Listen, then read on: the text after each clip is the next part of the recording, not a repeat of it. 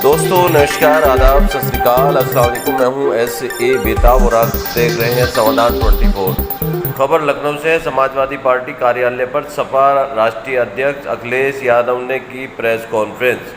Sapa supremo Akhilesh Yadav ने कहा कि पसमानदा समाज में राष्ट्रीय अध्यक्ष अनीस मंसूरी और इनके साथ मुख्तार मंसूरी, एडवोकेट अंजुम अली, डॉक्टर मोहम्मद फाजिल, वसीम रायनी, यश भारती सम्मान से सम्मानित मोहम्मद दीन साहब, नाजिम आलम, शेख सलाउद्दीन,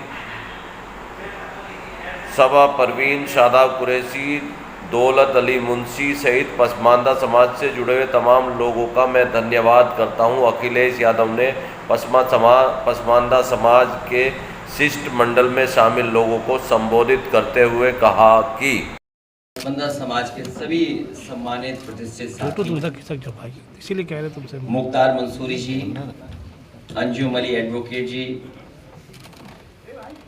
वसीम रायनी साहब, महबूब आलम अंसारी जी, दौलत अली घोसी जी, शेख सलाउद्दीन साहब, शहर आलम कुरैशी जी, तहसीन मंसूरी जी, शाहीन मंसूरी, मोइन अहमद राइन जी, सना परवीन, यश भारती से सम्मानित बहुत ही प्रतिष्ठित हमारे कवि शायर दीन मोहम्मद दीन साहब, शादाब कुरैशी जी, डॉक्टर फाजिल, अनवार अहमद अन्नू जी, कदीम आलम और बड़ी संख्या में पसमानदा समाज के प्रदेश के सभी आए हुए हमारे पदाधिकारी और जिम्मेदार नेता कार्यकर्ता, मैं सबका बहुत बहुत धन्यवाद और आभार प्रकट करता हूं। साथ ही साथ हम अपने प्रेस के लोगों का भी बहुत धन्यवाद देते हैं कि हर दिन हमें और आपको मिलने का मौका मिलता है। अभी जब हम लोगों की बातचीत हो रही थी तो बहुत सारे सुझाव, जहां राजनीतिक सुझाव हमारे पास आए, वहीं उनकी जो समस्याएं उनके बारे में भी उन्होंने हम लोगों को जानकारी दी। हमारे साथ जितने भी साथी बैठे हैं, अनीस मंसूरी जी, उनके सहयोगी साथियों को मैंने भरोसा दिलाया है कि समय आने पर और हमारे साथ जो लगातार आपका सहयोग और मदद मिल रही है, समय आने पर हम लोग आप लोगों को साथ जोड़ करके राजनीतिक सम्मान करके आगे बढ़ाने का भी काम हम लोग करेंगे। वहीं जो इनके साथियों के जो काम का जो कारोबार की समस्या है उसके बारे में भी जानकारी दी।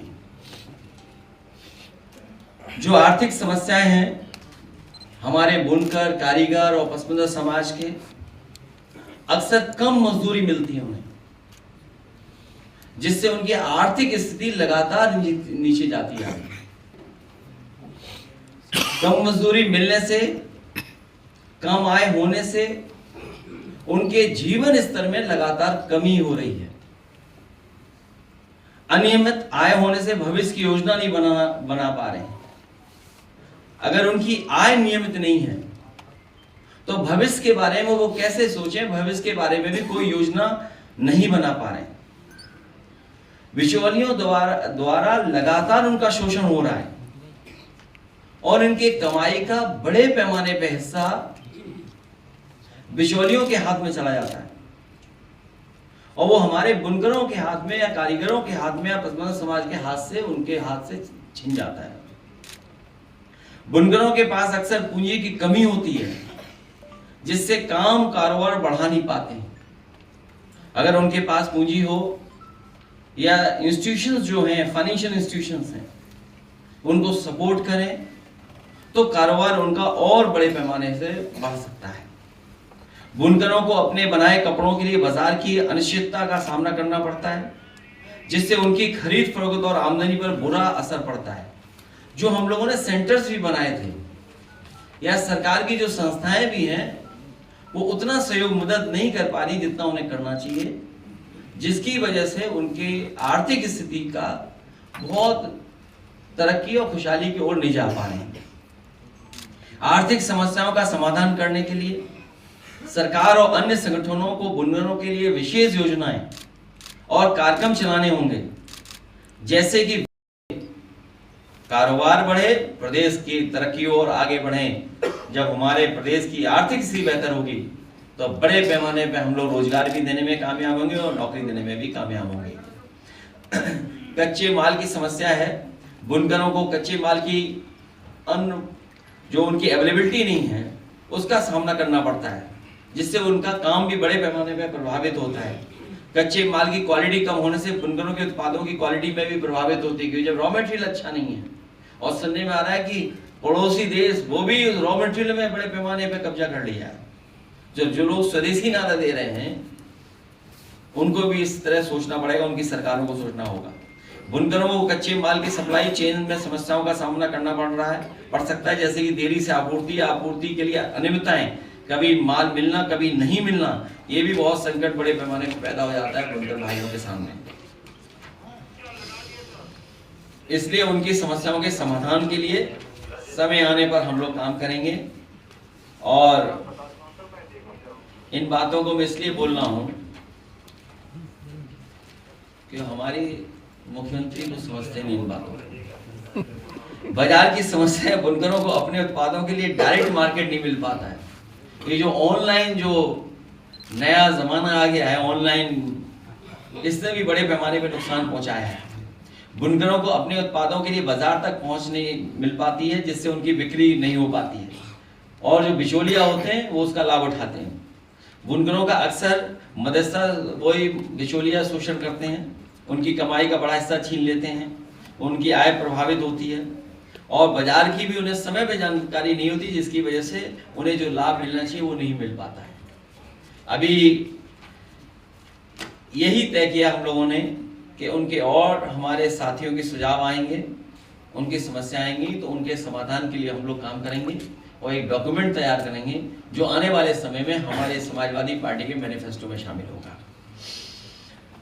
गेहूं खरीद हो ही नहीं रही है, उस समय भी हम लोगों ने आपको बताया था कि सरकार गेहूं की खरीद कहीं की नहीं है और सरकार के हर आंकड़े गलत होते हैं। उन्होंने 20% भी गेहूं की खरीद नहीं की है, सरकारी खरीद। अभी कुछ दिन पहले मुख्यमंत्री जी हवाई यात्रा पर निकले थे फसलों को देखने के लिए, मक्का की और तमाम फसलों को देखने के लिए हवाई यात्रा पर निकले थे। बताइए, जो लोग किसानों का सामना नहीं कर सकते वही तो हवाई यात्रा करेंगे। हमारे पहले मुख्यमंत्री हैं जो फसल को हेलीकॉप्टर से देखने निकले थे और फसल को देखने के बाद एक भी केंद्र नहीं बना। अभी सरकार बता रही है कि हम एमएसपी पे खरीद रहे हैं मक्का या और फसलें। हम उदाहरण के लिए पूछना चाहते हैं, कन्नौज में बता दो कहां केंद्र खुला है। जो हवाई यात्रा आपने की, जिस रूट पे आपका हेलीकॉप्टर गया होगा, कहीं एक केंद्र बना हो तो बता दें आप। दूध उत्पादन तो हो ही नहीं रहा है प्रदेश में और जो सहयोग जो सरकार की तरफ से मदद मिलती थी उसको भी बंद कर दिया उन्होंने। काऊ मिल्क प्लांट पहला बना था उत्तर प्रदेश का।